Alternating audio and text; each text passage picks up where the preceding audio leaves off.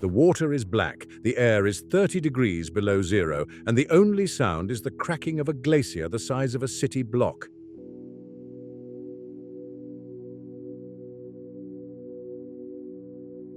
You are standing on the edge of the most hostile environment on Earth. One wrong step here doesn't just mean getting cold, it means vanishing into a crevasse hundreds of feet deep.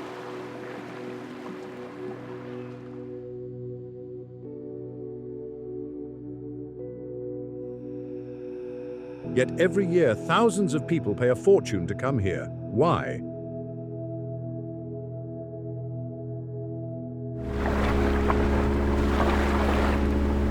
Because underneath the snow, there are volcanoes waiting to blow. There are lakes sealed off for millions of years.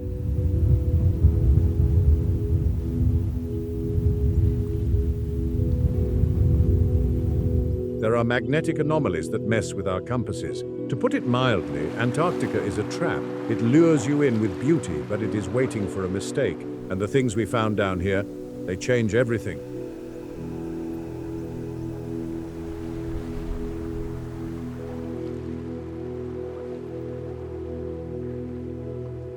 Most people think of Antarctica as a solid block of frozen ground, but the first stop on our journey proves that idea dead wrong.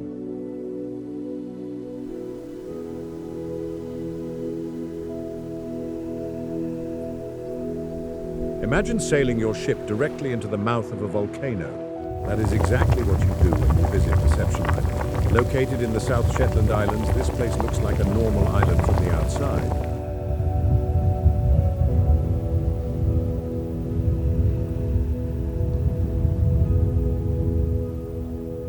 But it is a trick.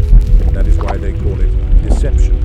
It is actually a horseshoe-shaped active volcano.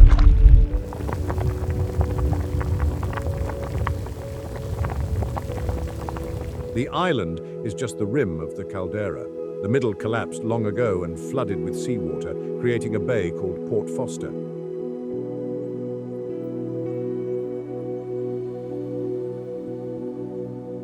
To get in, captains have to navigate a terrifyingly narrow gap called Neptune's Bellows. It is only about 750 feet wide, and right in the middle, just under the water, is a jagged rock called Raven Rock. Ships have been ripped open here. If the captain sneezes, you hit the wall.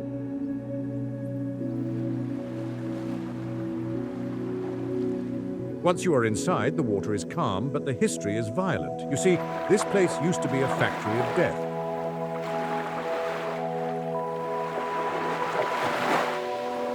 From 1906 to 1931, this was a whaling hub.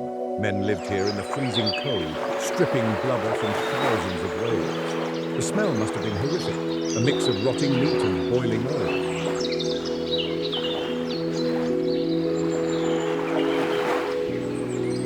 Today you can still see the rusting iron tanks and the bleached bones of whales scattered on the black volcanic beach. It looks like a scene from a post-apocalyptic movie.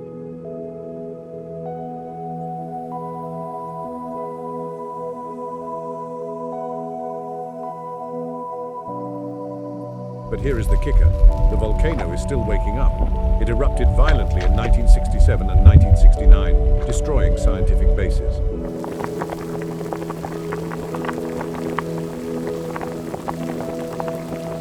The British and Chilean stations were wrecked. You can actually hike up to the ruins and see buildings half buried in ash and mud. It is a ghost town, frozen in time. Tourists love this place for one weird reason.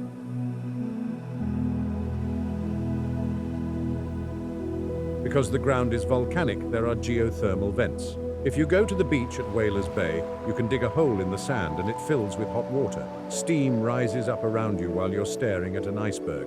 Some brave souls even strip down and run into the ocean water, which is usually around 29 degrees Fahrenheit, just to say they swam in Antarctica.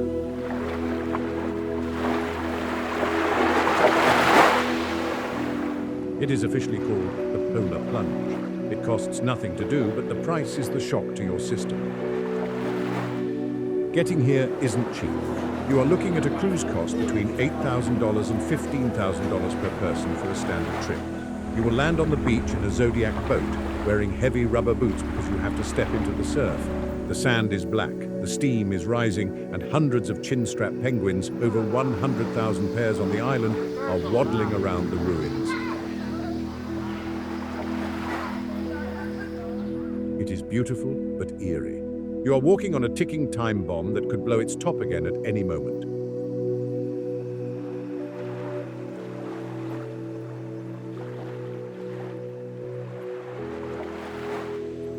The heat here is deceptive, but the next spot is the coldest place on Earth. If Deception Island is about fire, this place is about pure, absolute ice. We are traveling 800 miles inland, away from the coast, to the geographic South Pole. This is the holy grail of exploration. It sits at 90 degrees south.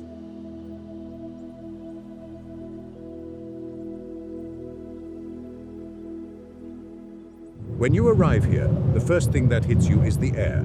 You are physically standing on a plateau of ice that is nearly 2 miles thick. That means the elevation is over 9,000 feet. The air is thin. You gasp for breath just walking from the plane to the station.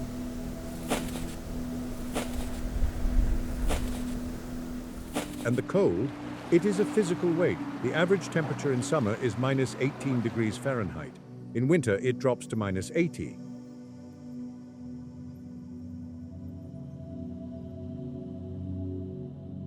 The record low is minus 117. There is no life here, no penguins, no seals, just a few humans trying not to freeze. The Amundsen Scott South Pole Station is a marvel of engineering. It stands on hydraulic stilts. Why? Because the wind blows snow against the building, and if it sat on the ground, it would be buried in a few years. So they can jack the whole building up to let the snow blow underneath.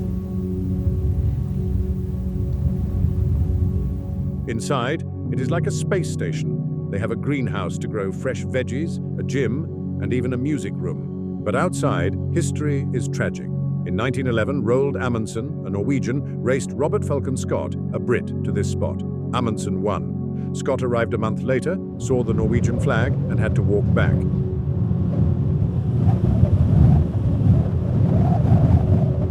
He and his team died on the return journey. Today you can see the ceremonial South Pole, a metallic sphere surrounded by the flags of the Antarctic Treaty Nations.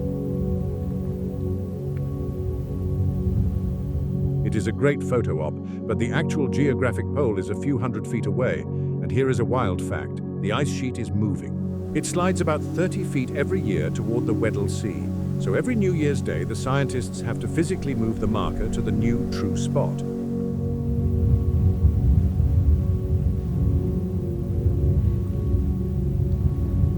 For a tourist, getting here is incredibly difficult. You cannot just take a regular cruise. You have to fly into the interior, usually from a camp like Union Glacier.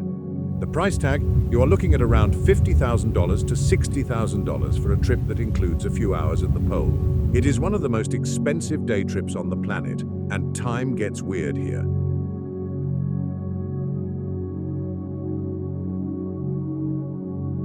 Because all the longitude lines meet at this single point, the South Pole is technically in every time zone at once, but to keep things simple, they operate on New Zealand time. The sun rises in September and doesn't set until March.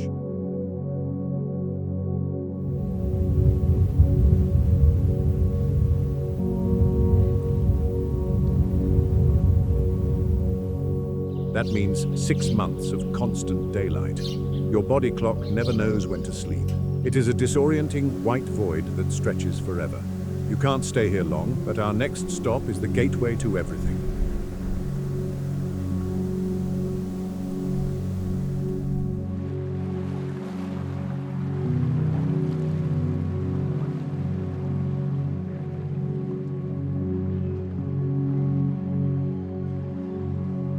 If the South Pole is lonely, King George Island is crowded. Located at the tip of the Antarctic Peninsula, this is the urban center of Antarctica.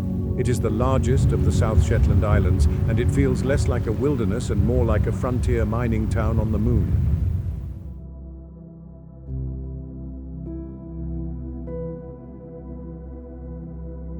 This is where most fly cruise tourists land. If you don't want to vomit for 2 days crossing the rough Drake Passage by ship, you pay extra to fly a specialized plane from Chile directly here.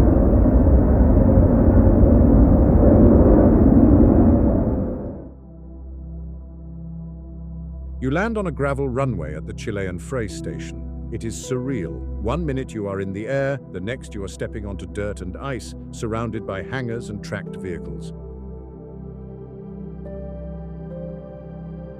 What makes King George Island wild is the international vibe. There are research bases from Chile, Russia, China, Uruguay, South Korea, and more, all crammed next to each other.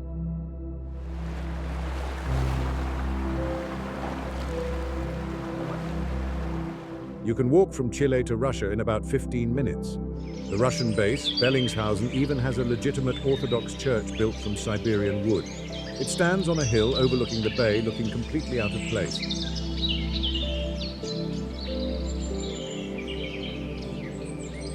The weather here is wet and windy. It is sub-Antarctic, which means it hovers around freezing. It is slushy, it is muddy, and the smell, it is pungent. There are massive colonies of gentoo and chinstrap penguins nearby, and when the wind shifts, you smell the ammonia from the guano before you see the birds.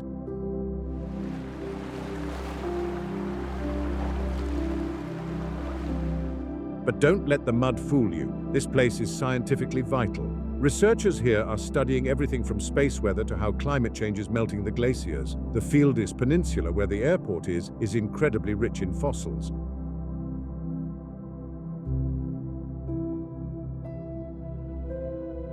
"50 million years ago, this place had forests. They find fossilized leaves and wood here all the time. For a tourist, this is usually just a transit hub. You land, put on your life jacket, and hop into a Zodiac to board your expedition ship waiting in Maxwell Bay.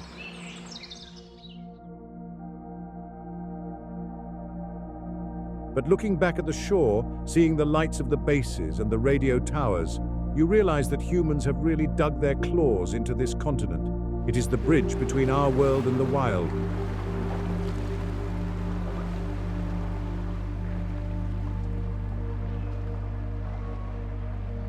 We leave the airport behind for a place run entirely by birds. Imagine a place where you can buy a postcard, stick a stamp on it, and drop it in a red British mailbox, all while a gentoo penguin pecks at your boot. This is Port Lockroy, designated as Base A by the British, but known to everyone else as the Penguin Post Office. Located on tiny Goudia Island, this is one of the most visited spots in the entire continent. About 18,000 people stop here every summer.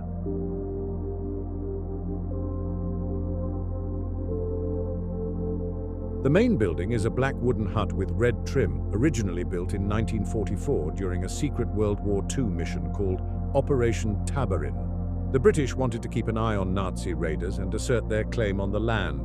They set up this base to listen to radio signals.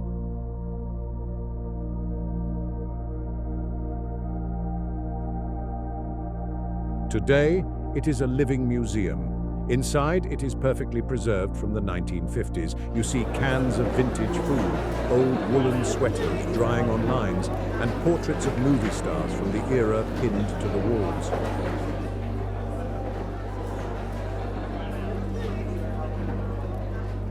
It smells like old wood and coal smoke. But the real attraction is the gift shop. It is the only place in Antarctica where you can use a credit card to buy a souvenir t-shirt or a plush penguin. The proceeds go to the UK Antarctic Heritage Trust to fix up historic huts. The staff here are the stuff of legends.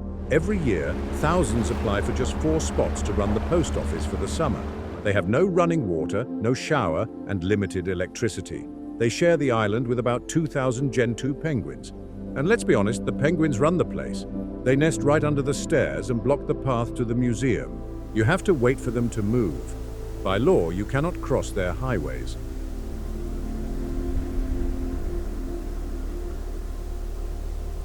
The wild fact here is the smell. With 2,000 penguins crapping on a rock the size of a football field, the stench in late summer is eye-watering. The snow turns pink and green from the guano, but the backdrop is stunning. You are surrounded by the jagged peaks of the Seven Sisters Mountains and glaciers crashing into the sea.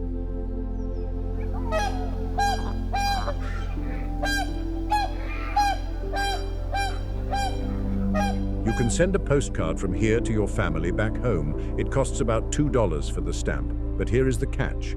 It might take 2 months to arrive. It has to go by ship to the Falkland Islands, then flew to the UK, then to your house. It is snail mail in the truest sense. But getting a card postmarked Antarctica is the ultimate flex. The cute penguins are great, but now we enter a channel made for giants.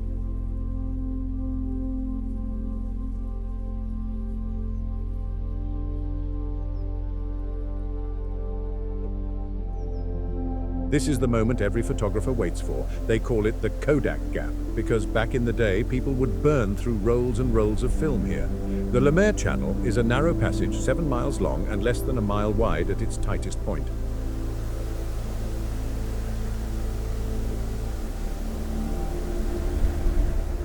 On one side, you have the Antarctic Peninsula. On the other, Booth Island. The cliffs shoot straight up out of the water to over 3,000 feet. They are black rock capped with snow looming over the ship. When the water is calm, it acts like a perfect mirror. You look down and you see the mountains reflected perfectly in the dark water. It is disorienting and breathtaking.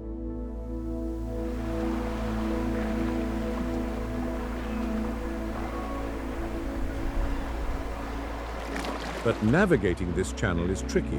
The currents bring in massive icebergs that get stuck in the bottleneck. Sometimes the captain will steer the ship toward the entrance, see a wall of ice blocking the way, and have to turn around.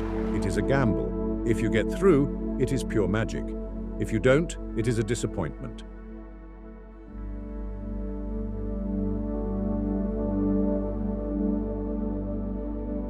The wildlife here uses the calm water as a highway.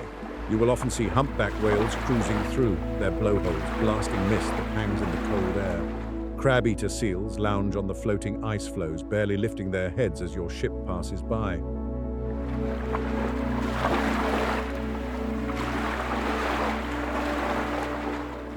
The scale here is what messes with your head. You see an iceberg and think it is the size of a car. Then you realize a seal is sleeping on it, and the seal looks like a dot. That car is actually the size of a house. The air is so clear that distant mountains look like you could touch them, but they are 10 miles away.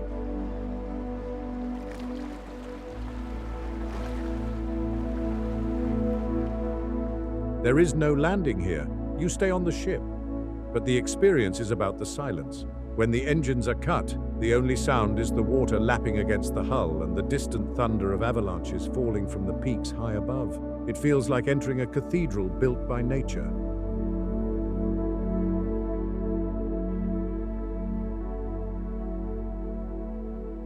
The silence is peaceful, but we are heading to an island of carnage. We are taking a detour now. Technically, this island is sub-Antarctic, sitting in the middle of the frantic Southern Ocean, but no trip to the bottom of the world is complete without it. If Antarctica is the land of ice, South Georgia is the land of flesh.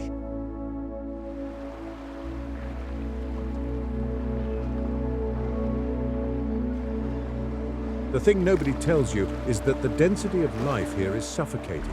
You don't land on an empty beach, you land on a beach that is literally moving. We are talking about king penguins, the second largest penguin species in the world. They stand 3 feet tall, with bright orange splashes on their necks, and they pack together in colonies that number in the hundreds of thousands. The noise is deafening. It sounds like a stadium full of people whistling and shouting at once. And the smell, to put it mildly, it is an ammonia punch to the face that you will never forget.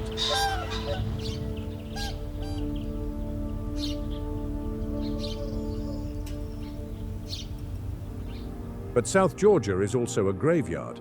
In the early 1900s, this was the capital of the whaling industry. The station at Grytviken is a rusty, haunting reminder of the slaughter. You can walk past the massive oil tanks and the flensing plants where whales were processed.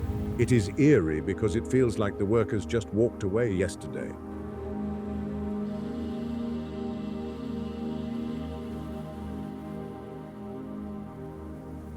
The real emotional hook here is Sir Ernest Shackleton. This is where the greatest survival story in history ended. After his ship, the Endurance, was crushed by ice in 1915, he sailed a tiny lifeboat 800 miles across the worst ocean on Earth to reach this island and save his crew. He died here years later on another expedition. You can visit his grave. It is a tradition for travelers to pour a shot of whiskey on his headstone to honor the boss.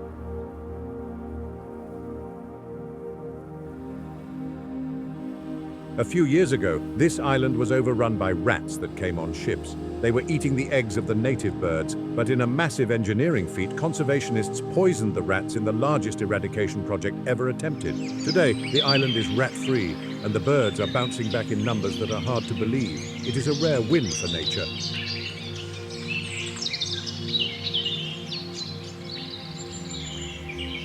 You see, South Georgia isn't just an island, it is a battleground where life fights for every inch of space. You will see elephant seals that weigh 4 tons slamming their bodies against each other in bloody fights over territory. The beach shakes when they hit the ground. It is raw, violent, and beautiful. The noise here is overwhelming, but our next stop is a silent feast for giants.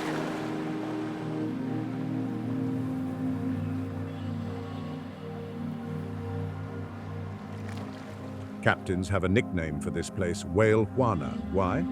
Because the whales are addicted to it, and once you see it, you will be too. Wilhelmina Bay is a wide, sheltered expanse of water along the Antarctic Peninsula that acts like a massive soup bowl. The water here is packed with krill, tiny, shrimp-like creatures that are the fuel of the entire Antarctic ecosystem. Because of the currents, the krill get trapped here in dense swarms. And where there is krill, there are humpback whales. We are not talking about seeing 1 or 2 whales in the distance.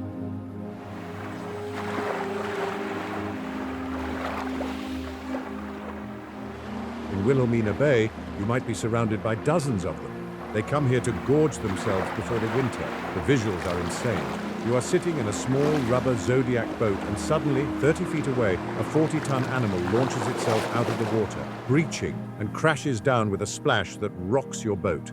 The sound is like a cannon blast.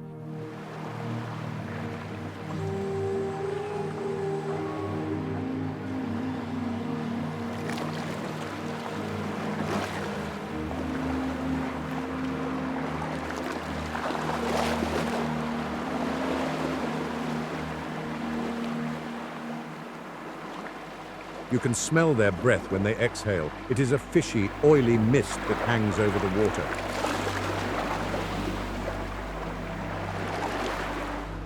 The bay is framed by high cliffs and glaciers that are constantly active. This is not a static landscape. The ice is alive.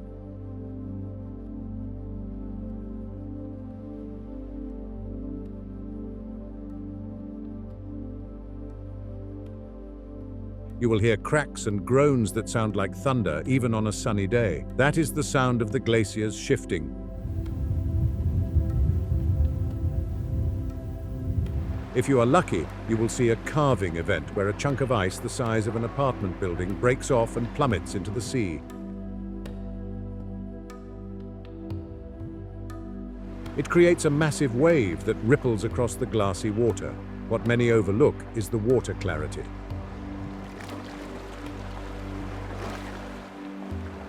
On a calm day, you can look over the side of the boat and see the white pectoral fins of the whales glowing turquoise deep under the surface as they glide beneath you.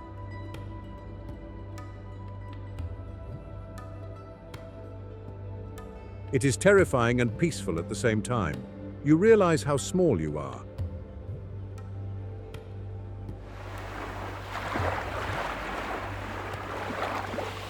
A flick of a tail could end your trip, but these giants are incredibly gentle around the boats.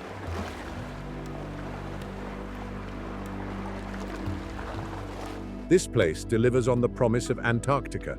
Big ice and big animals. It is a gluttonous feast in a freezer.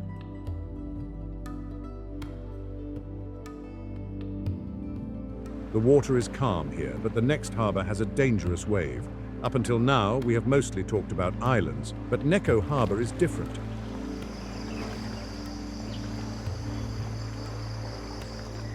This is one of the few places where you can actually step foot on the majestic Antarctic continent itself. You are standing on the main landmass, not an island, but Neko Harbor comes with a warning label. The beach is located directly beneath a massive glacier wall. This glacier is unstable, calves frequently. When a big chunk of ice falls, it creates a displacement wave, a mini tsunami that surges up the beach. When you land here, the expedition guides will tell you, do not turn your back on the ocean. If the glacier cracks, you have seconds to run to higher ground. It adds a layer of adrenaline to a simple beach walk. The residents here are Gentoo penguins, and they are unexpected mountaineers. You see, the Gentoos build their nests high up on the rocky outcrops to keep them safe from the melting snow.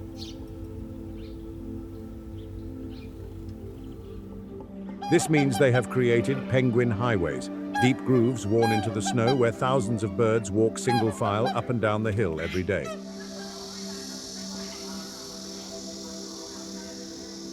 You can hike up alongside them. It is a steep, slippery climb, but the payoff is incredible.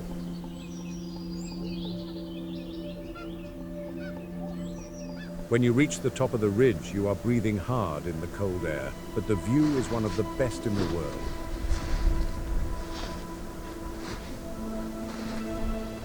You look down at the dark blue bay, the white glacier face, and your tiny ship looking like a toy in the distance.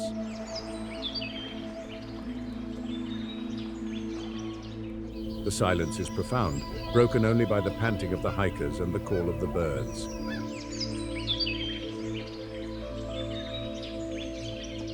The thing nobody tells you is how dirty the penguin highways are. The snow is pink and brown from guano.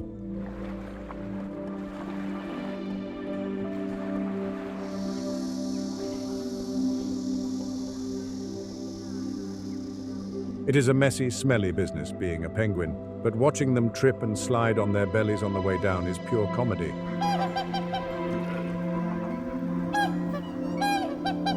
They are clumsy on land, but torpedoes in the water. Nico Harbor captures the contrast of Antarctica perfectly.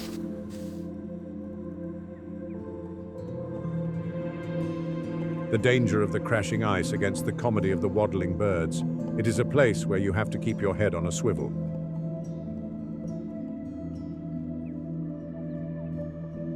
We leave the dangerous waves for a bay with a deceptive name. They named this place Paradise Harbor for a reason.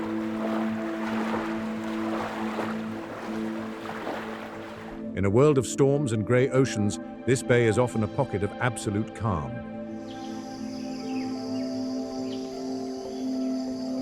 The mountains are so high and steep that they block the wind, turning the water into a perfect mirror.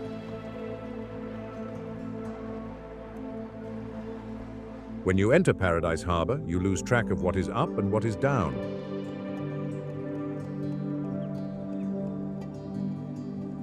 The reflection of the glaciers in the water is so perfect that photographs look like optical illusions.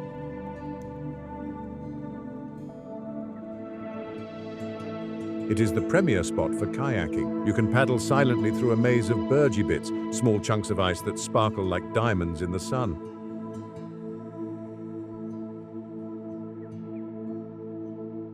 But there is a human scar here. You will see the orange buildings of Brown Station, an Argentine research base.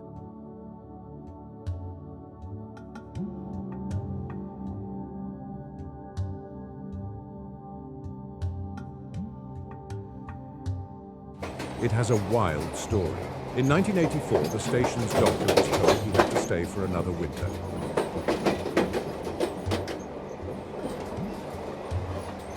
He snapped. He didn't want to stay, so he allegedly set fire to the station to force an evacuation. The base burned down, and everyone had to be rescued by a US ship. It was rebuilt, but it remains a reminder of how the isolation down here can break the human mind. Geologically, this place is fascinating. It is one of the spots where fossils have been found, proving that Antarctica was once warm.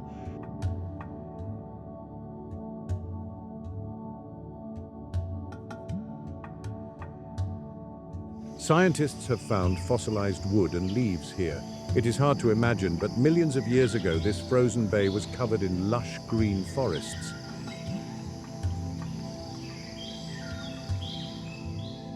Today, you might see minke whales surfacing in the calm waters. They are smaller than humpbacks and very curious.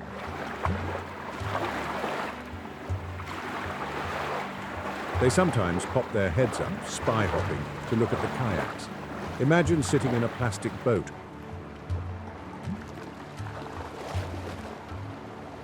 Water level with the freezing ocean, and staring eye to eye with a whale. Behind the station, there is a massive snowy hill.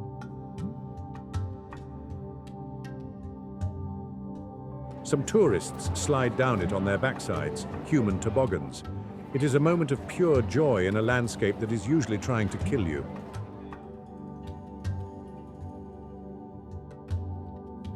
Paradise Harbour feels like a sanctuary, a pause button in the chaos of the Southern Ocean. The water is glass, but the next island is shaped like a weapon. This island looks exactly like its name. It is a jagged, crescent-shaped sliver of rock rising out of the sea. It is a dramatic, moody place.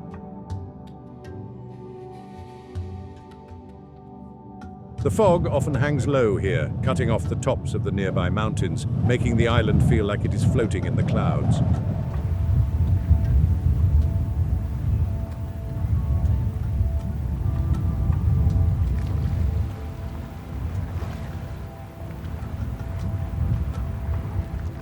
The stars of the show here are the chin-strap penguins. They are named for the thin black line of feathers that runs under their chin, looking like they are wearing a little military helmet. They are feisty. If you walk too close, they won't back down. They will screech and peck at your boots. They are the street fighters of the penguin world.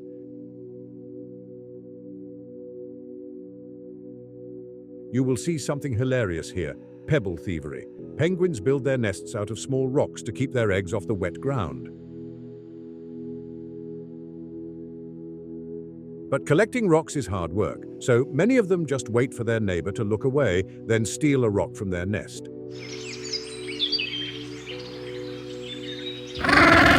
It is a constant, never-ending cycle of crime. You can watch it for hours. The drama of the theft, the squawking when they get caught, the innocent look they give when the neighbor turns back around.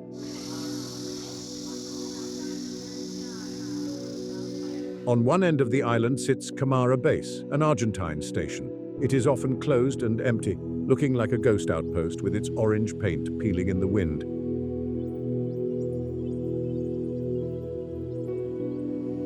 It adds to the desolate vibe. The ground here is covered in lichen and moss, splashing bright greens and oranges against the black rock and white snow.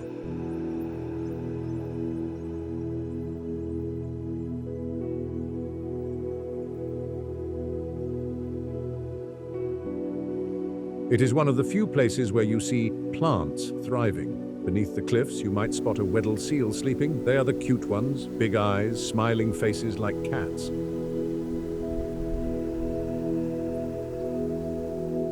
They sleep so soundly you would think they were dead until they let out a massive snore.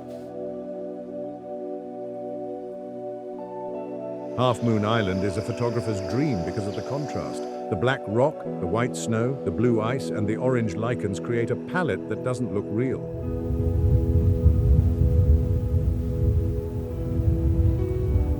It is a small island, but it packs a heavy punch of atmosphere.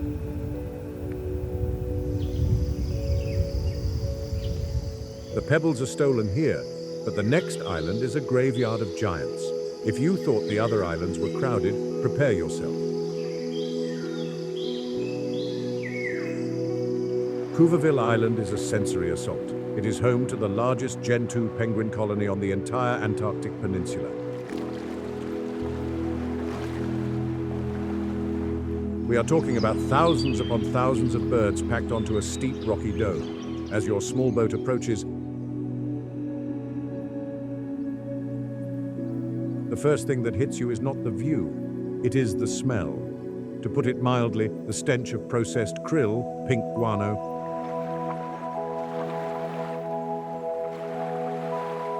is something that sticks to the back of your throat. The cliffs here are actually stained red and orange, not from rocks, but from centuries of bird waste.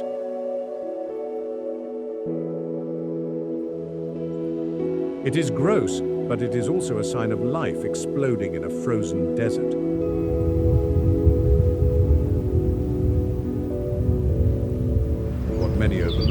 fit these birds are. Cuvieville is essentially a steep mountain rising out of the sea. To get to their nests,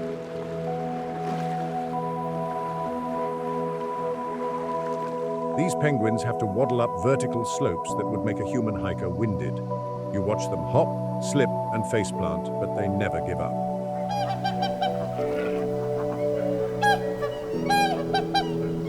They do this hundreds of times a day to feed their chicks. The noise is a constant grinding roar. Gen 2s throw their heads back and trumpet into the sky.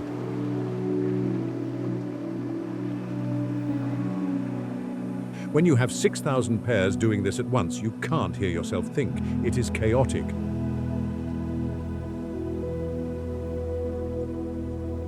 Skuas, large brown predatory birds, circle overhead like vultures, waiting to swoop down and snatch an unprotected egg or a weak chick.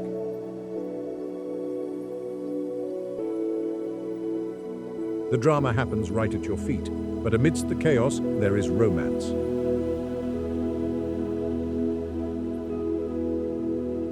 You will see a male penguin picking up a perfect pebble in his beak and waddling over to his partner. He bows and presents the rock.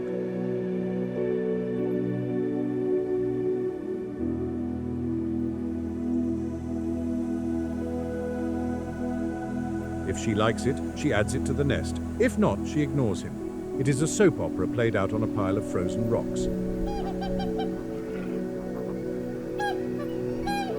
The water around Cuvieville is just as busy. It is shallow and full of icebergs that have grounded on the seafloor. This makes it a perfect trap for krill, which brings in the minke whales. You can stand on the shore surrounded by screaming birds and watch whale fins cutting the water just 50 yards away.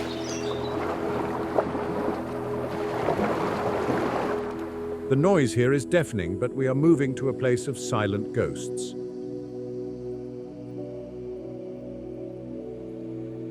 Just a short sail away lies Danco Island, named after Emile Danco, a Belgian geophysicist who died on an expedition in 1898. He perished from a heart condition exacerbated by the brutal cold, and his body was lowered into the deep sea.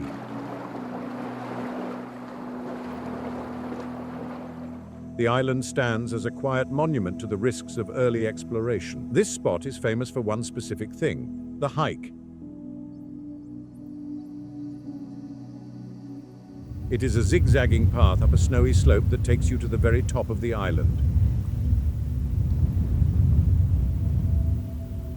It is a leg burner, but the reason you do it is for the view at the summit. You are standing in the middle of the Herrera Channel, surrounded by glaciers on all sides.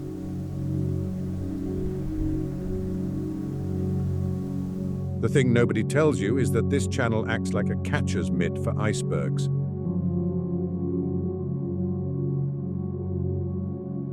Massive chunks of ice drift in here and get stuck in the shallow waters. From the top of Danco, looking down, the ocean looks like a blue cocktail filled with giant white ice cubes. The colors are unreal: electric blues, deep indigos, and blinding whites.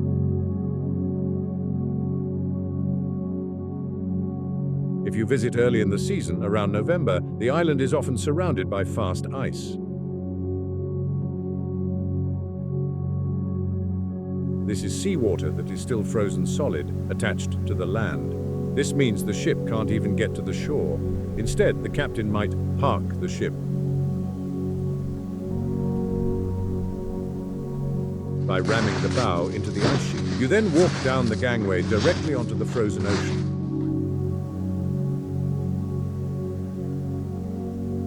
Walking on water over depths of hundreds of feet is a feeling that messes with your brain. There are fewer penguins here than at Cuvieville, which makes it feel more serene. But you have to be careful where you step. The snow can be deep, and if you step off the packed path, you can sink up to your waist.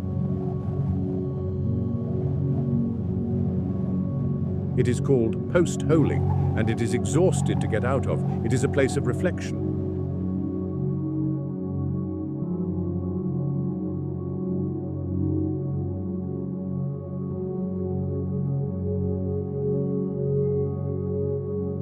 You look at the beauty, but you remember Danko, the man who never made it home. It reminds you that Antarctica doesn't care about your plans.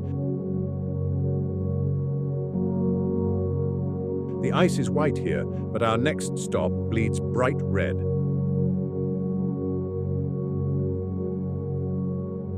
Now we are leaving the peninsula and heading deep into the McMurdo dry valleys.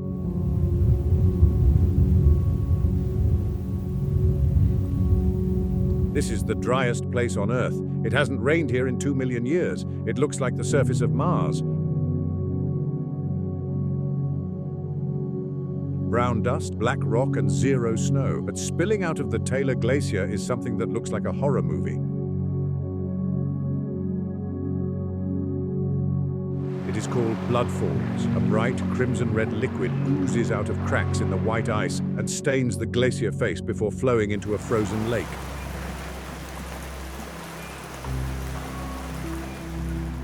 When explorers first saw it in 1911, they thought it was red algae. They were wrong. The truth is much stranger.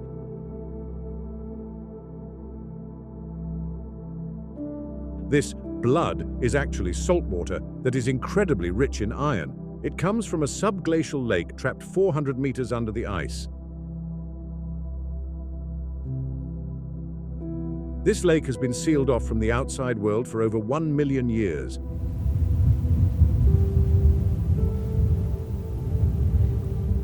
There is no light, no oxygen, and the water is 3 times saltier than the ocean, which is why it doesn't freeze even at -10 degrees.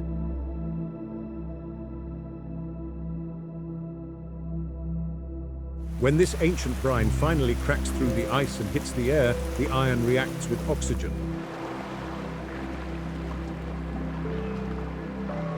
It rusts instantly. That is the red color. It is literally rusting water. But here is the WTF factor.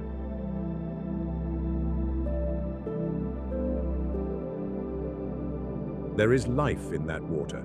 Scientists found 17 types of microbes living in that sealed, dark, salty lake under the glacier. They are breathing iron and sulfur instead of oxygen. This changed everything we know about life.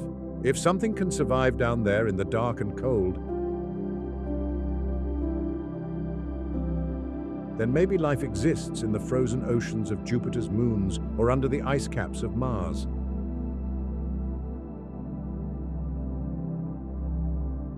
You can't just take a cruise here. You have to fly in by helicopter from a research base. It is desolate.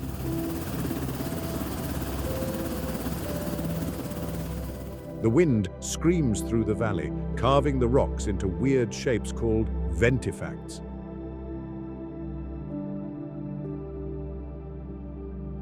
Standing there, looking at the bleeding ice, you feel like you are on another planet. It is a biological time capsule that is leaking its secrets into the modern world.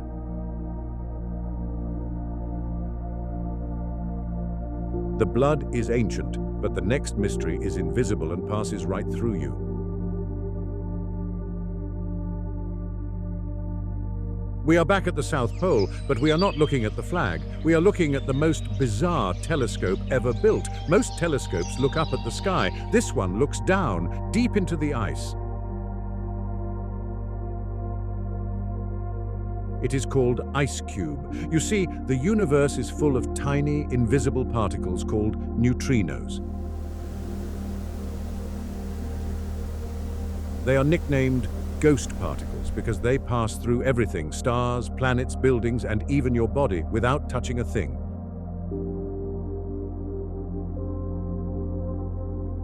Trillions of them are passing through you right now. To catch them, you need a trap.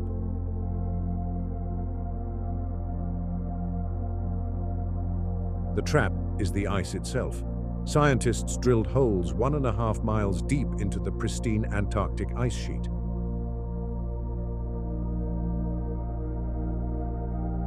They lowered over 5,000 basketball-sized sensors on strings into these holes and then let the ice freeze back around them.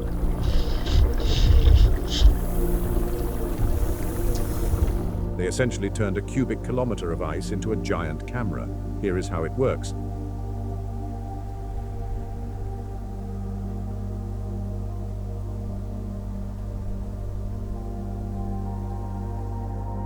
Occasionally, very rarely, a neutrino will crash into an atom in the ice. When it does, it creates a tiny flash of blue light.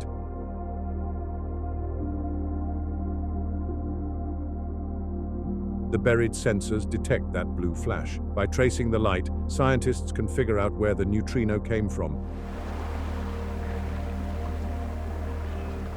Usually from exploding stars or black holes billions of light years away. What is wild is the scale.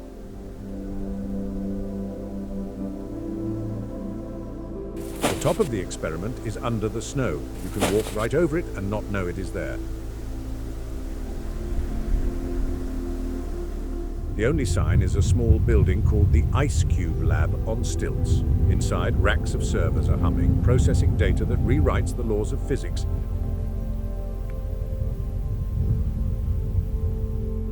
The people who work here are winter rovers.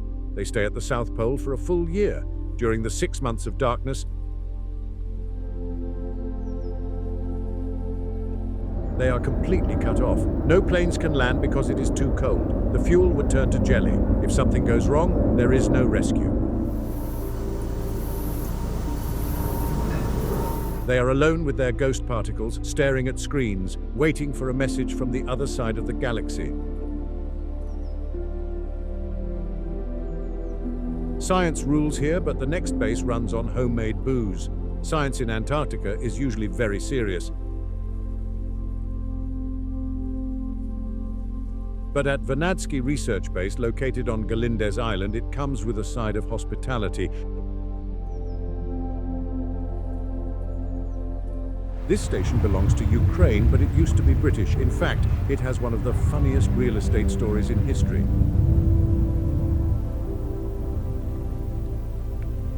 Back in 1996, the British decided they didn't want the base anymore. It was too expensive to dismantle and ship home.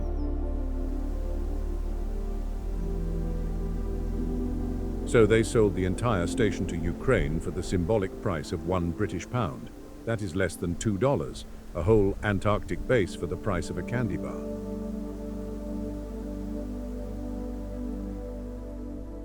But this isn't just a cheap hut. This is the exact spot where British scientists in the 1980s discovered the hole in the ozone layer. That discovery literally saved the world, leading to the bans on chemicals that were destroying our atmosphere. The equipment they used is still there, measuring the ozone every single day. For visitors, the highlight is the Faraday bar.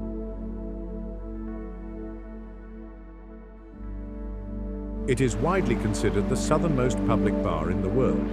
It looks like an English pub, with dark wood, a dartboard and a pool table.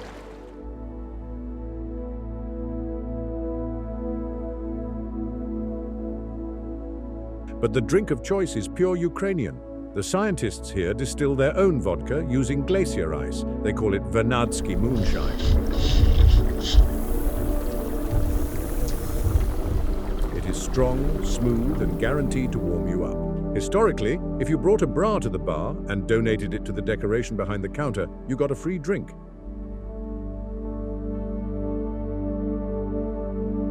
It was a weird tradition that resulted in a collection of lingerie hanging from the ceiling. However, in recent years, they have toned that down to be more professional. Now, you just pay a few dollars. The base is cozy.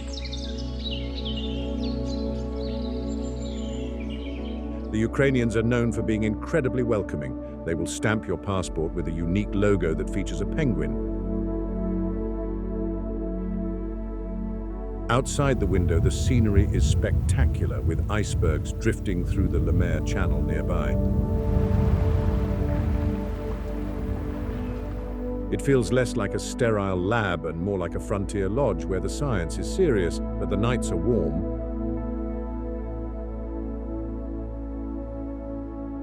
The drinks are strong, but the next harbor is a predator's playground. If you hate climbing stairs, you are going to hate Orne Harbor. But if you want to feel like a conqueror, this is the spot. Located on the Graham Land coast, this isn't really a harbor in the traditional sense. It is a cove surrounded by towering mountains and glaciers that hang ominously over the water. To get to the main attraction, you have to earn it. The landing site is a tiny strip of rocky beach.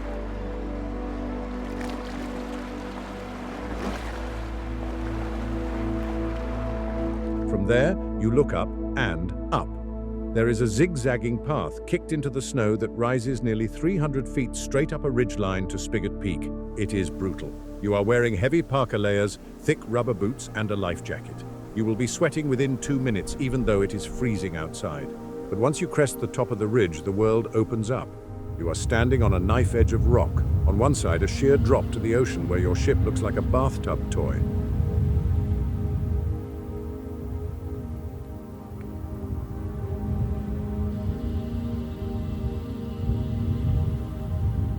On the other side, a massive glacier face that rumbles and cracks. It feels like standing on the roof of the world. The residents here are chinstrap penguins, and they are tough. They nest way up here on the ridge. Why? Because when the snow melts in the summer, the water drains away quickly down the slope, keeping their eggs dry. If they nested at the bottom, their eggs would drown in freezing mud. So these birds climb the equivalent of a skyscraper every single day on tiny legs just to feed their babies. It is an incredible feat of endurance.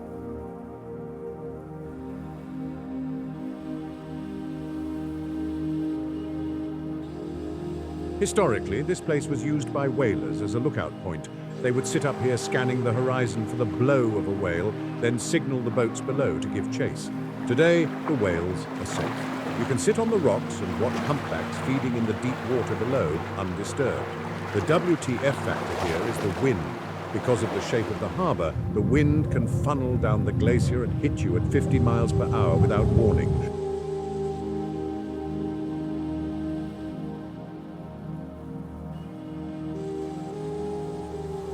One minute it is calm, the next you are fighting to stay on your feet. It is a reminder that in Antarctica, the weather is the boss. The climb is hard, but the next island was abandoned in a panic. This is one of the spookiest places you will ever visit. It is called Détale Island, home to the British Base W. It sits in a sheltered bay, but that shelter is a trap. The sea ice here is notorious for not melting even in summer. In 1959, the men living here got a radio call. The supply ship John Biscoe was trying to reach them, but the ice was too thick. The captain said, "We can't get to you. If you want to leave, you have to come to us."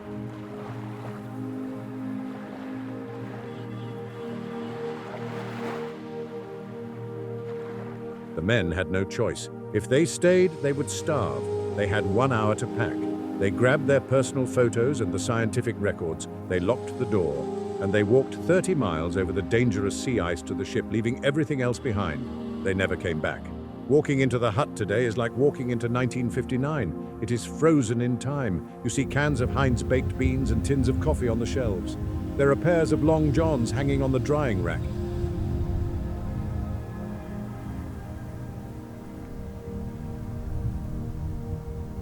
A calendar is still on the wall, marked with the days of a year that ended 6 decades ago. There are magazines lying open on the table as if someone just went out for a smoke and never returned. The smell is distinct, a mix of old coal dust, seal blubber, and cold, damp wood. It is haunting. You expect a ghost to walk around the corner and offer you a cup of tea. This base was a sledge dog station. The men used huskies to travel across the glaciers to map the area. You can still see the dog pens and the harnesses hanging on the walls.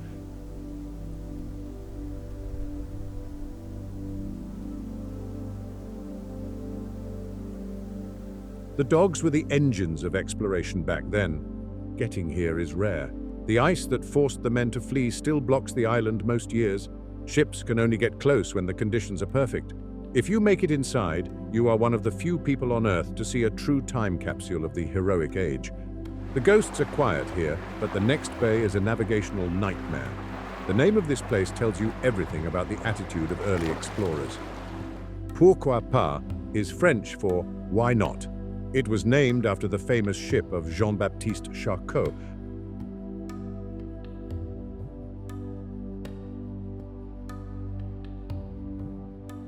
A French explorer who mapped this area in the early 1900s. When people told him he was crazy to go to Antarctica, he just shrugged and said, "Why not?" But don't let the whimsical name fool you. This bay is a beast. It is located on the west coast of Graham Land, and it is almost always choked with ice.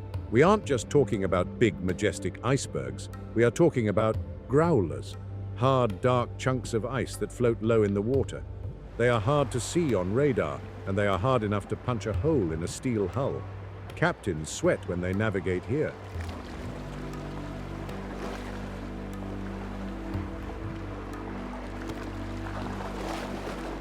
The scenery is rugged. The mountains here are sharp and jagged, looking like teeth biting into the sky. Because it is so hard to get to, the wildlife is totally unafraid. You often find Weddell seals hauled out on the ice floes. They look like giant slugs, totally unbothered by the ship crunching through the ice nearby. The water here is incredibly deep, carved out by ancient glaciers. This depth creates upwellings of nutrients, which means the bird life is intense. Snow petrels, pure white birds that look like doves, fly around the cliffs. They are the only birds that nest deep in the continent, and seeing them against the dark rock is stunning.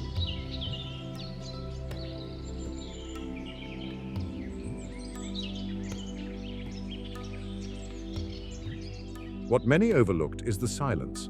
Because the bay is often packed with heavy ice, the water doesn't make waves. It is dampened. The silence is heavy, broken only by the sound of the ship's hull banging against the ice. It feels like you are trespassing in a fortress that nature built to keep humans out. The ice is thick here, but the next island has a shed full of history. If Detail Island is the ghostly abandoned base, Horseshoe Island is the museum piece. This was known as Base Y, built by the British in 1955. It was closed in 1960, but unlike other bases that fell into ruin, this one was sealed up tight.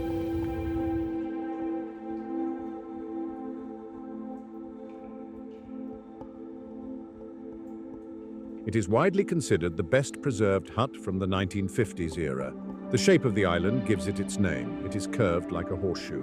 When you land on the beach, you walk up to the main building. Inside, it is surprisingly cozy. There are bunk beds with blankets still folded. The kitchen is fully stocked with pots, pans, and retro food tins. In the recreation room, there is a dartboard and a collection of vinyl records. You can imagine the men sitting here during the long, dark winter, smoking pipes and listening to music while the wind howled outside. The cool factor here is the workshop.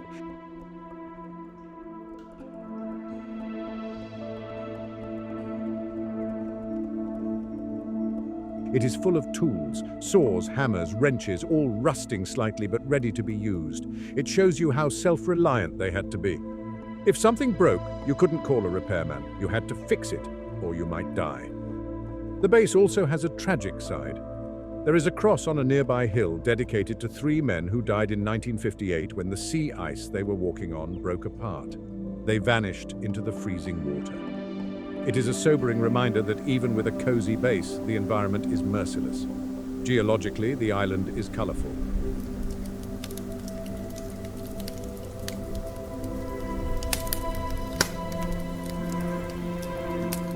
The rocks have veins of copper and iron, giving them green and red tints.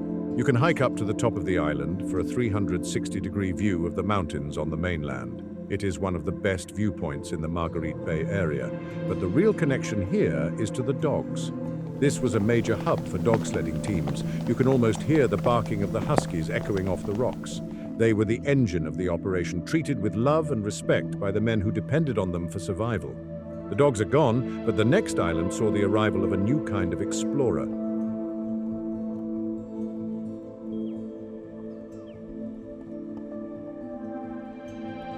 This small, rocky island holds a massive place in history.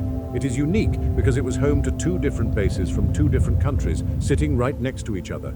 You have the American East Base and the British Base E. For a while, the Americans and the British were neighbors here. They shared the island, swapped movies, and had dinners together.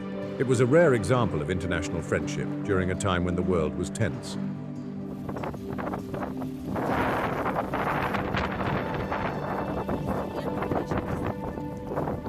But Stonington is famous for shattering the Old Boys Club. In 1947, 2 women, Edith Ron and Jenny Darlington, became the first women to ever spend the winter in Antarctica. They were the wives of the expedition leaders. Before this, Antarctica was seen as a place only for men. These women proved they could handle the isolation, the cold, and the darkness just as well as the guys. Jenny Darlington even wrote a famous book about it called My Antarctic Honeymoon. Talk about a tough, romantic getaway. The island itself is connected to the mainland by a massive snow ramp, a glacier that slopes gently down to the sea. This made it the perfect launching pad for airplanes and dog sleds to head deep into the interior. The Americans used it to fly planes and map huge chunks of the continent for the first time.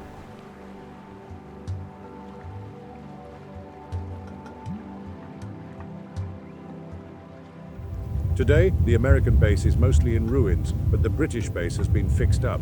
You can walk through the rooms and see the history of cooperation, but the glacier is retreating. The ramp that made this island so important is melting away. The connection to the mainland is breaking. The wildlife here is sparse, but you will often see Antarctic terns, small birds with bright red beaks, nesting in the rocks. They are aggressive and will dive bomb your head if you get too close to their chicks. It is a lively defense for such a historic patch of dirt.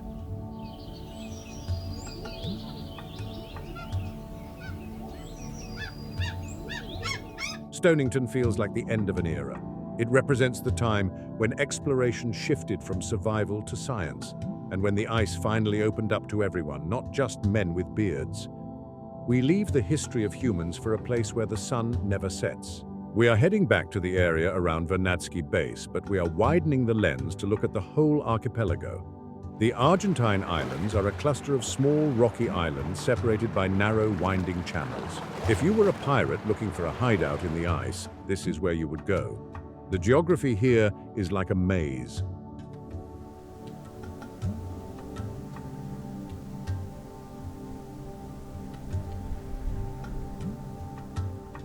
The water is often incredibly calm because the islands block the ocean swells. This makes it one of the premier spots for kayaking. You can paddle through channels so narrow you can touch the rocks on both sides with your paddle. And because the water is so still, the reflections are perfect. You look down and you see the sky. It feels like you are floating in space. But the real magic here happens in high summer, around December and January. Because we are so far south, the sun barely sets. It just dips toward the horizon, glides along it, and comes back up.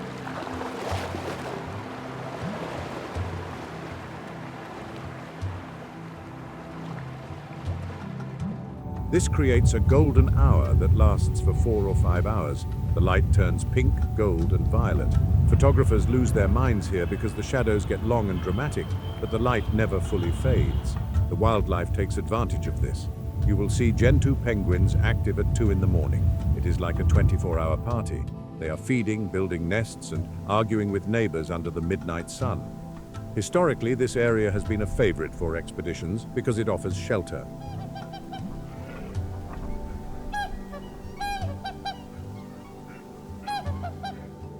Early explorers would anchor their ships in these channels to hide from the crushing pack ice of the open ocean. You can sometimes see the old anchor chains rusted into the rocks. The WTF factor is the iceberg graveyard. There is a shallow bay nearby where massive icebergs drift in, get stuck on the bottom, and slowly melt. They turn into fantastical shapes, arches, spires, and castles of blue ice. It is a sculpture garden created by nature, and it changes every single day. The water is calm here, but the next islands are hiding a secret underwater.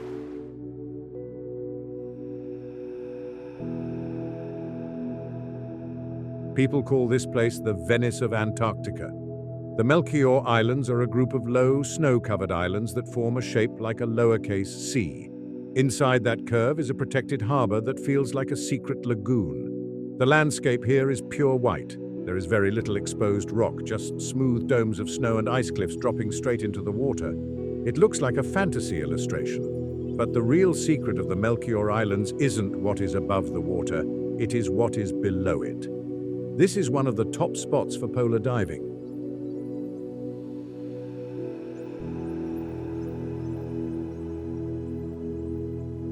If you are brave enough to put on a dry suit and jump into the freezing water, you enter a different world. The sunlight filters through the icebergs, turning the water a glowing electric blue, and you find life.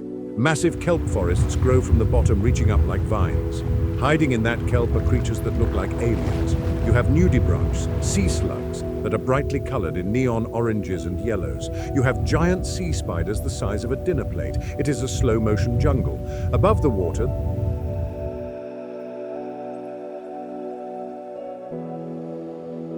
the seals use the flat ice floes as beds. You will often see crab-eater seals snoozing on floating ice. They have strange, serrated teeth designed to filter krill, not crabs, out of the water.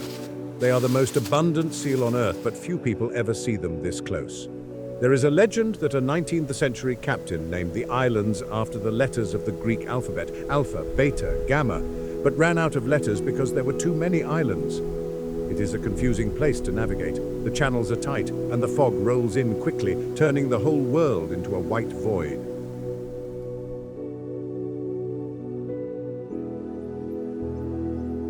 The water is clear, but the next beach is covered in 4-ton monsters. If you want to feel small and fragile, go to Elephant Point on Livingston Island. This is not a place for a casual stroll. This is the domain of the southern elephant seal, the largest seal on the planet. We are talking about males called beachmasters that can weigh up to 8,000 pounds. That is heavier than a pickup truck. They have big, fleshy noses that hang down over their mouths, which helps them amplify their roar. And the roar is terrifying. It sounds like a guttural engine starting up, mixed with a gargle. When two males fight for territory, it is violent.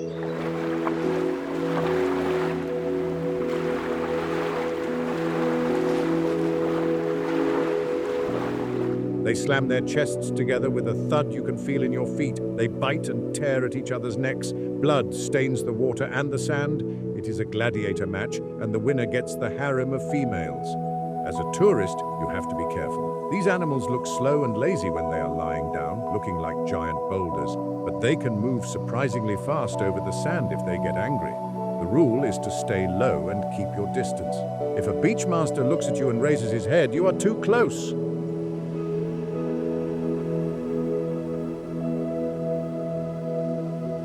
But there is a softer side to this place. Among the fighting giants, you will see the pups. They are born with black fur and big soulful eyes. They are incredibly noisy, barking and crying for their mothers. The beach itself is backed by a massive glacier, and the contrast is wild.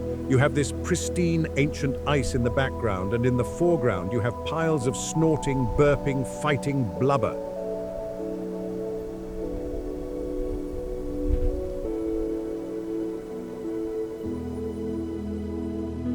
It is nature in its most raw, unfiltered form. The smell is a mix of musk and ocean, and it hangs in the air long after you leave. The giants are scary, but the next cove is full of screeching thieves.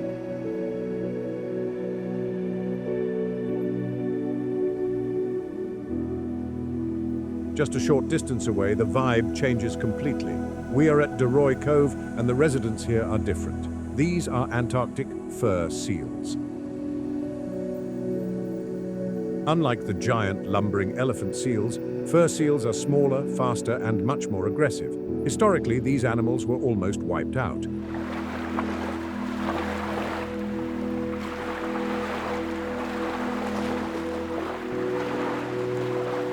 In the 1800s, sealers killed millions of them for their pelts. They were considered extinct in many areas. But Deroy Cove is proof of their recovery.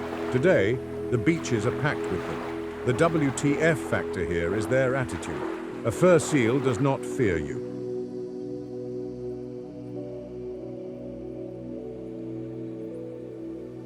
If you land on their beach, a young male might charge at you, barking and showing his teeth. They are territorial and feisty. Guides often have to bring walking sticks, not to hit them, but to create a barrier so the seals don't nip at your boots.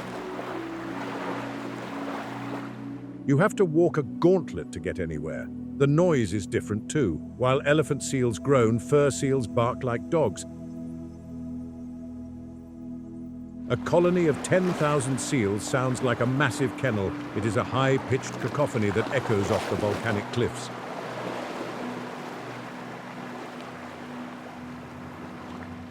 The landscape here is rugged volcanic rock. It is dark and sharp. The seals love it because they can climb. You will see them perched high up on rock ledges looking down at you.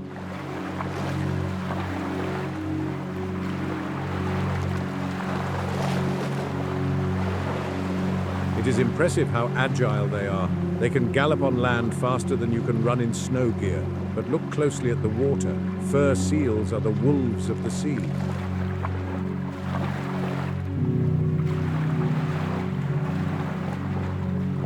They hunt krill and fish with incredible speed. Seeing a group of them porpoising, jumping out of the water while swimming, is a spectacular sight.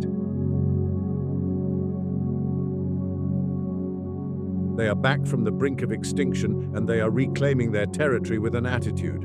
The seals are loud, but our next stop is a quiet mystery in the desert. We are jumping back to the continental mystery. Deep in the polar desert, there are features that defy logic.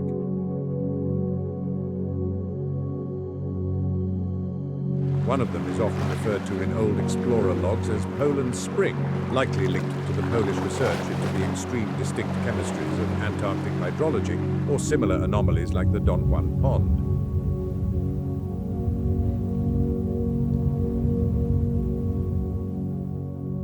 Here is the situation. You are in a landscape where the temperature is minus 20 degrees Fahrenheit. Everything should be frozen solid. Rock should be brittle. Water should be ice.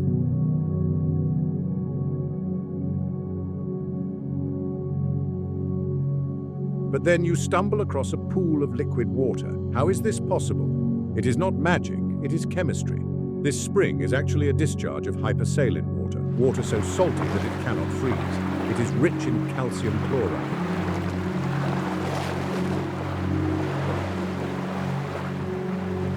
It feels oily to the touch.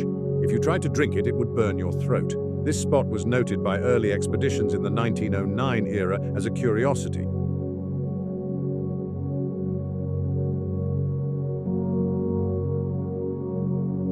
A freshwater oasis illusion amidst the salinity. But today, we know it is a time machine. The water bubbling up here has been trapped underground for millennia. The wild fact is the life found here.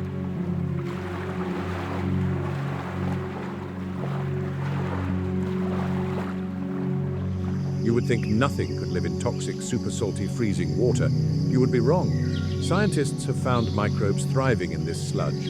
They don't need sunlight. They don't need warmth. They eat chemicals.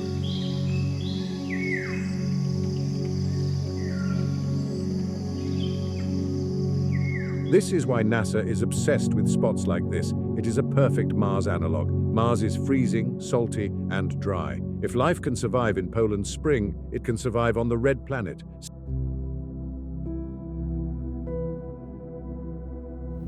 Standing here, you aren't looking at a puddle. You are looking at an alien ecosystem right here on Earth. It is quiet, it is weird, and it completely changes your definition of what habitable means.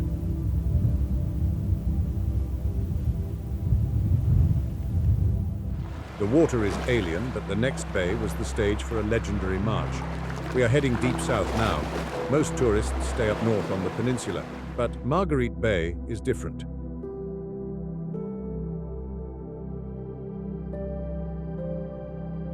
This is inside the Antarctic Circle. The sun here behaves differently. In winter, it vanishes for weeks. In summer, it never sets. It is a place of extremes, even for Antarctica. The stars of this frozen stage are the emperor penguins. You know them from the movies. They are the giants, standing 4 feet tall.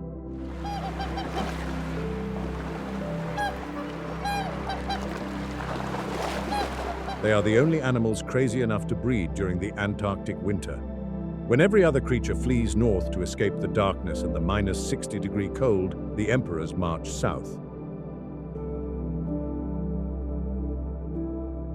They huddle together on the fast ice in massive scrums to share body heat. The males balance the egg on their feet, covering it with a warm flap of skin, standing there for months without eating, waiting for the females to return from the ocean.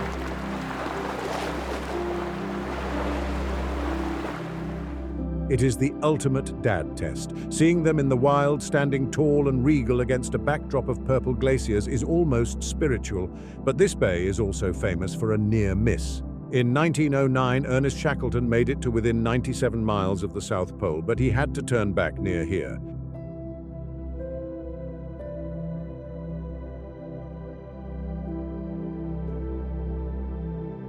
He made the toughest call in history.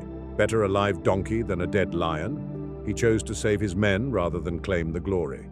The bay is a reminder of that limit.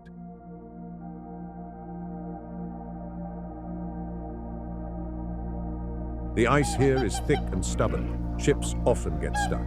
You can hear the metal hull grinding and screeching as it tries to push through the white pavement.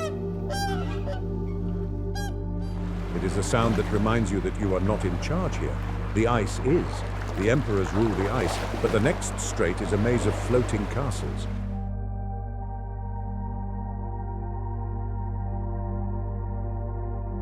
If you want to feel the true scale of Antarctica, you have to get out of the big ship and get into a small boat in the Penola Strait. This channel is often called the iceberg graveyard. Why? Because the currents drag massive icebergs in here and they run aground. They get stuck, and then the wind and the water carve them into insane shapes.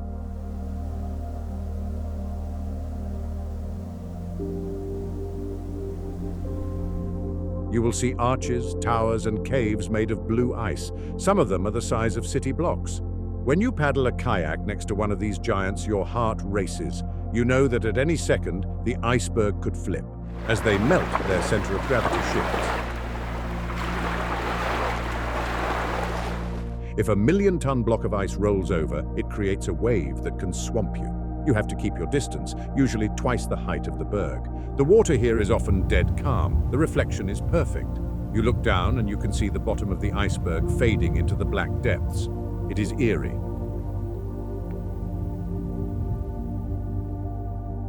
The name comes from the ship Penola, used by the British Graham Land expedition in the 1930s. Those guys mapped this coast the hard way, using planes and dogs. Today, it is a scenic route.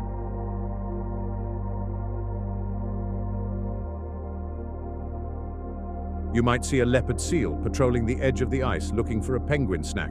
They have heads like reptiles and a grin that looks sinister.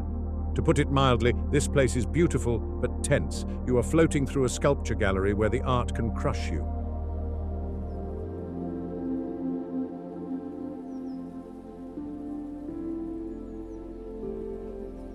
The ice is static here, but the next channel is a wind tunnel. Imagine driving a massive ship into a dead end, only to realize at the last second that there is a hidden turn. That is the Neumeier Channel.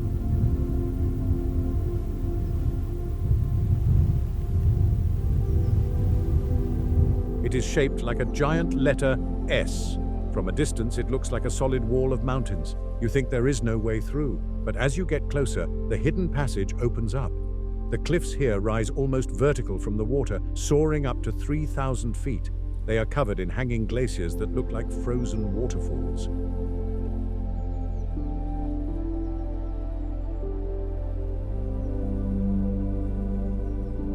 Because of the shape and the high walls, this channel acts like a funnel for the wind. The katabatic winds, heavy, cold air falling from the high plateau, rush through here like a jet engine. You can be standing on the deck in calm air, and 5 minutes later you are being blasted by 60-mile-per-hour gusts that freeze your face instantly.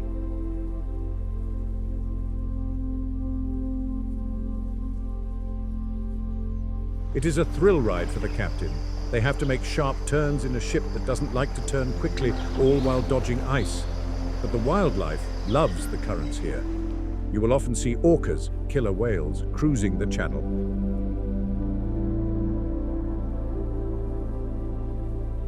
They are the wolves of the ocean. They look for seals resting on the ice floes. Sometimes they work together to create a wave to wash the seal off the ice and into the water. It is a brutal display of intelligence.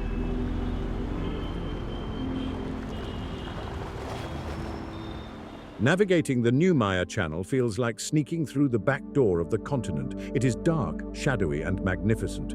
The channel is narrow, but we are ending in the biggest wilderness of all.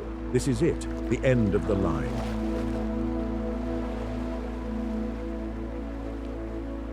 The Ross Sea is often called the last ocean because it is the most pristine, untouched marine ecosystem left on Earth. It is located on the flip side of the continent from where most tourists go. This is the home of the monsters. Deep in these waters lives the colossal squid.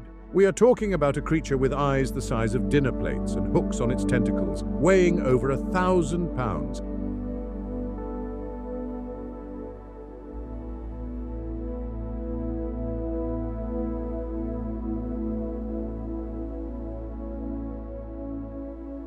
They fight with sperm whales in the dark depths. It is a real-life sea monster story, but the surface is just as wild. The Ross ice shelf is the size of France.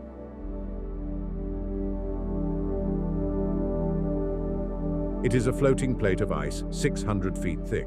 When you sail up to the edge, it is just a flat, infinite white wall stretching to the horizon.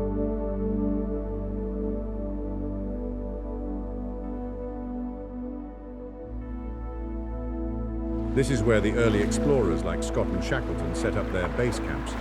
You can still visit their wooden huts.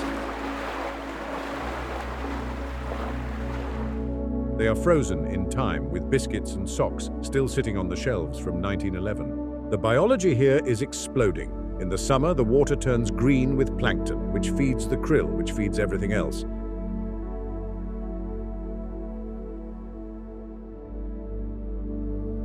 You have millions of Adelie penguins, minke whales, and orcas all in one place. In 2016, the world agreed to make this a marine protected area, the largest in history. It is a no-fishing zone.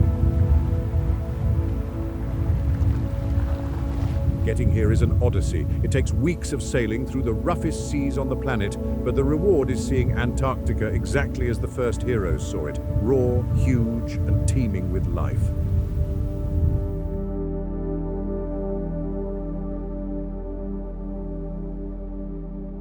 The ocean is alive, pulsing with currents and creatures, but our final spot holds something else entirely.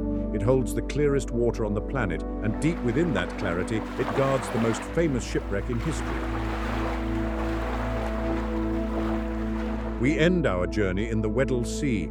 This isn't just another body of water. This place has a reputation that scares even the most hardened sailors.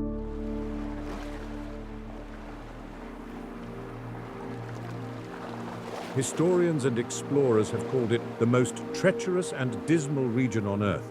But why? It isn't just the cold. It is because this sea is a trap. It wants to keep you there. The ocean currents here work differently than anywhere else. They create a massive gyre, a giant swirling vortex that acts like a prison. It packs the sea ice tight against the coast, creating a wall that is almost impossible to break through. This is the exact spot where Ernest Shackleton's legendary ship, the Endurance, met its fate in 1915. Imagine the sound of that ice. It didn't just surround the ship, it crushed it. The pressure of the pack ice snapped the heavy timber like a matchstick. For over a century, the Endurance sat lost at the bottom, hidden in the dark, creating one of the greatest mysteries of the sea. But in 2022, the mystery was solved.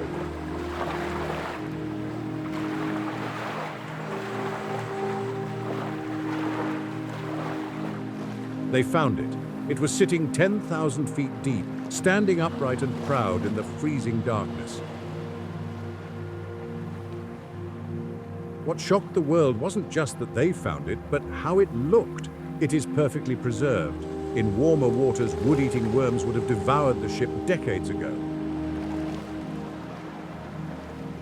But the Weddell Sea is too cold for them. The ship looks like it sank yesterday. You can still clearly read the name Endurance arched across the stern.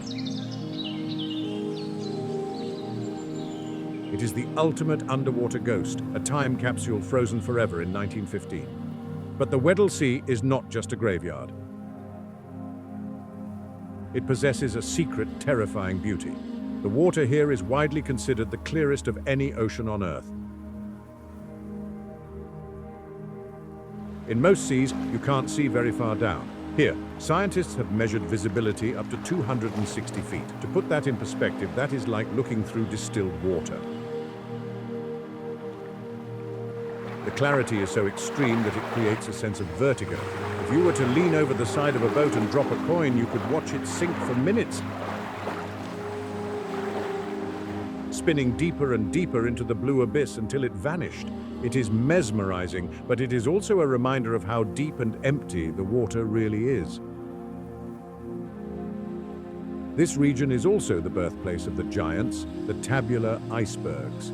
This is where massive chunks of the Antarctic ice shelf fracture and break off. we aren't talking about the jagged, pointy icebergs you see in movies. We are talking about icebergs the size of islands, perfectly flat on top like a table. Navigating through them is known as Iceberg Alley. It feels less like sailing on the ocean and more like moving through a city of white skyscrapers.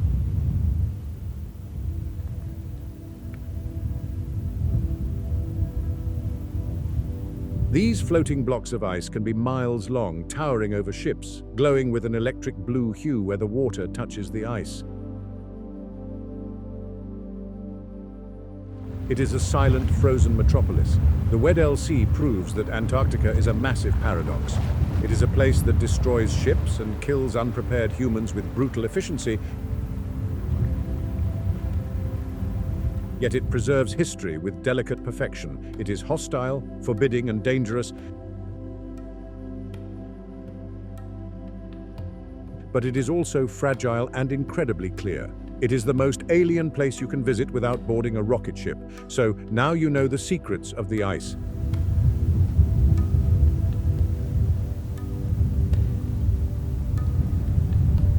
But here is the question that nobody wants to answer. The ice is melting, revealing oil and resources worth trillions. Should we drill Antarctica to save the economy, or ban humans forever to save the planet? Hit like, subscribe, and comment drill or save below.